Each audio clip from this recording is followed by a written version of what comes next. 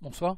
On va prendre un petit peu de temps pour étudier le calcul suivant. Alors, c'est ma toute première vidéo, il va falloir être un petit peu indulgent. C'est fait avec les mains, avec les moyens du bord, d'accord?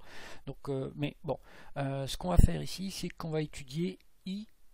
Alors, si je reprends i à la puissance i. Et le but du jeu, c'est de faire le calcul de cet animal-là. Quand je regarde ça, ça veut dire que je prends un nombre complexe i et que j'essaye de calculer sa puissance. Mais moi, ce que je connais, c'est par exemple 3 à la puissance 2, ce qui veut dire que c'est 3 fois 3. Et si je regarde 3 à la puissance i, je ne sais pas trop comment évaluer ça, parce que moi, multiplier i fois le nombre 3, ça me pose un certain nombre de problèmes. On aura peut-être l'occasion de revenir sur la signification exacte de ces puissances complexes. Toujours est-il que là, je suis un petit peu planté, mais on peut essayer de regarder la chose suivante, et cette réflexion-là est valable quasiment dans tous les cas, parce que elle est très générale.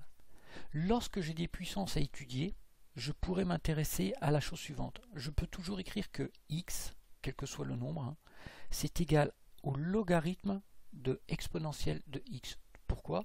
Parce que logarithme qui est ici et exponentielle qui est là sont deux fonctions qui sont inverses. Je pourrais aussi de la même façon écrire x comme étant l'exponentielle du logarithme de x.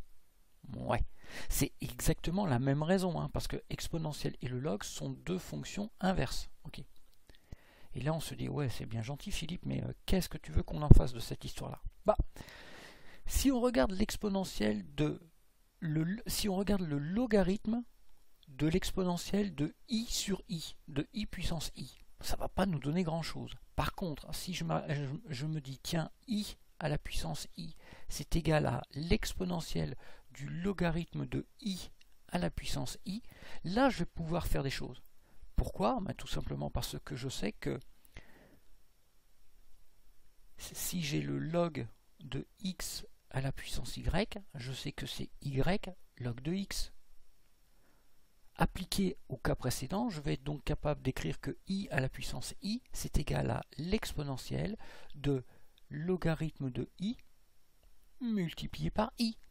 Et là, j'ai avancé d'un cran, parce que j'ai séparé les combattants, j'évite ces histoires de puissance complexe, et puis j'ai avancé d'un pas.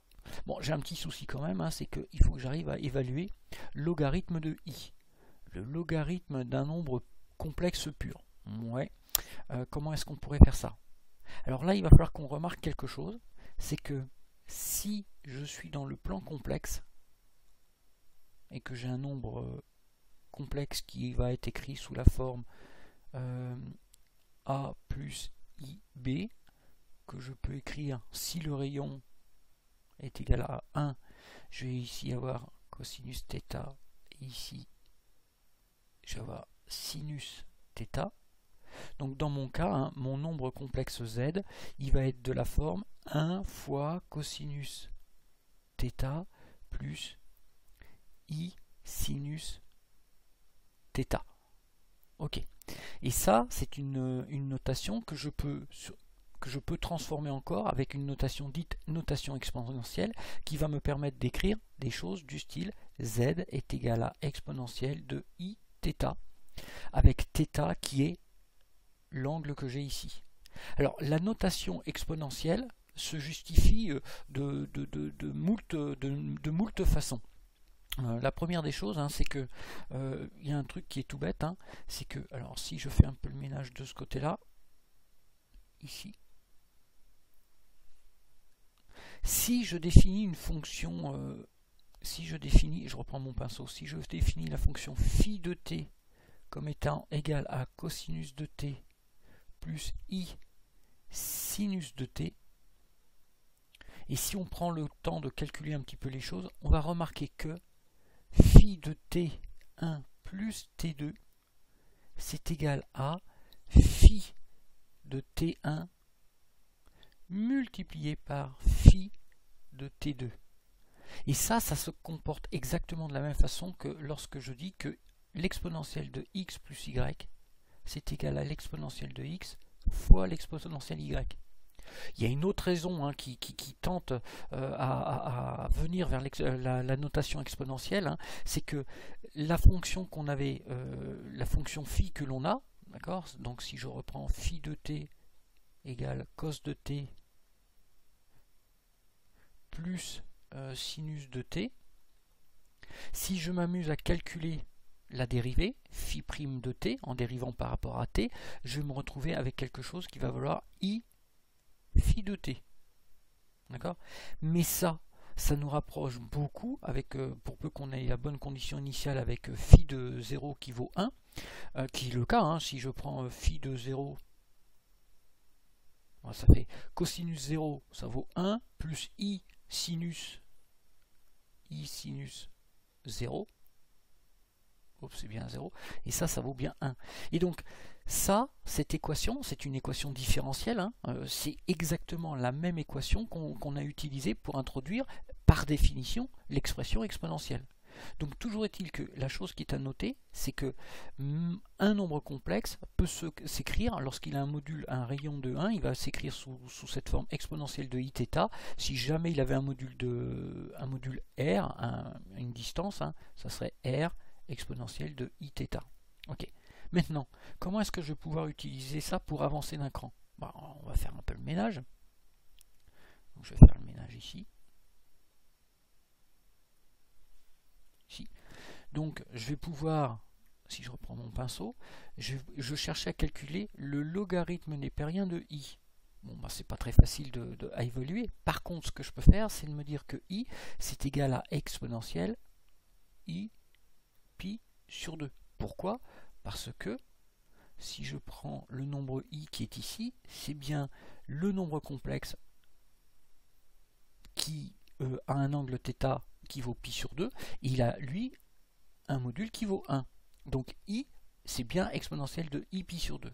Et tout à l'heure, ce qu'on devait évaluer, c'était quelque chose de la forme exponentielle, enfin i à la puissance i était égal à exponentielle de i logarithme de i.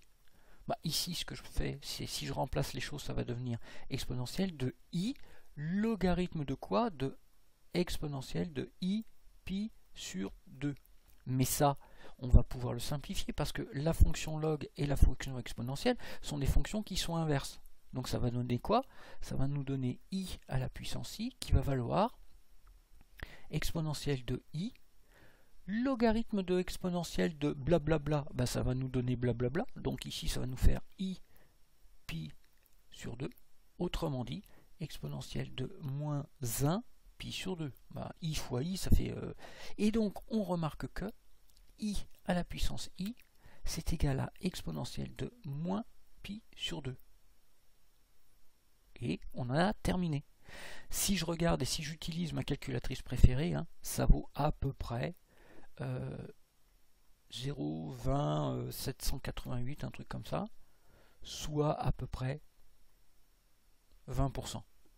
Donc la prochaine fois que vous avez quelqu'un qui veut augmenter votre salaire de 20%, vous lui dites augmente mon salaire de i à la puissance i. Vous lui laissez 1 ou 2 jours pour revenir vers vous. Ce qui est vraiment remarquable dans cette histoire-là, c'est que i à la puissance i, a priori, ça peut faire un peu peur, mais on remarque qu'en utilisant une méthode qui est assez générique, qui est de regarder l'exponentielle du log, le log étant là pour séparer les combattants, d'accord, finalement, on s'en sort pas trop mal. Ça, c'est le premier point. Deuxième point, i à la puissance i est un nombre réel avec une valeur bien déterminée. C'est vraiment remarquable, quoi. Ok. Bon, je vais m'arrêter là pour ce soir. Encore une fois, c'est la toute première vidéo. Elle est faite avec les moyens du bord. Il faut être juste indulgent. J'espère que je n'ai pas raconté trop de bêtises et au moins que j'ai levé le doute pour certains. Ok. Écoutez, excellente soirée. À plus. Ciao.